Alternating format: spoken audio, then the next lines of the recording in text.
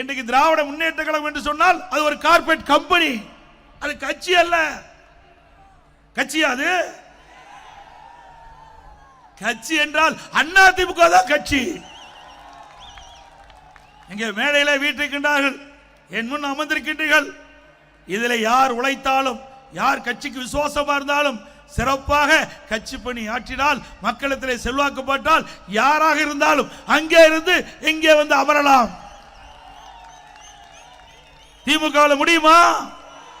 நான் நம்முடைய மாவட்ட மண்ணின் மனிதனாக இருக்கின்றேன். இந்த மாவட்டத்துடைய மண்ணிலே பிறந்தேன், இந்த மாவட்டத்தை சேர்ந்தவர்.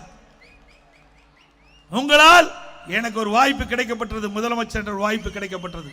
உங்களால் எனக்கு இந்த இயக்கத்துடைய பொதுச் செயலாளர் என்ற உயர்ந்த பதவி கிடைத்திருக்கின்றது. பொன்மனச்சம்பல் புரட்சி தலைவர் எம்ஜிஆர் தோற்றுவித்த இயக்கம், அம்மா கட்டி காத்த இயக்கம். அப்படி வரலாற்று சிறப்புமிக்க இயக்கத்திற்கு ஒரு பொதுச் செயலாளர் என்ற ஒரு அடையாளத்தை இங்கே இருக்கின்ற நம்முடைய கழக நிர்வாகிகள், தொண்டர்கள், மேடையில் இருக்கின்ற கழக நிர்வாகிகள், தொண்டர்கள், தமிழகத்தில் இருக்கின்ற நிர்வாகி தொண்டர்கள் அந்த வாய்ப்பை தந்திருக்கின்றார்கள்.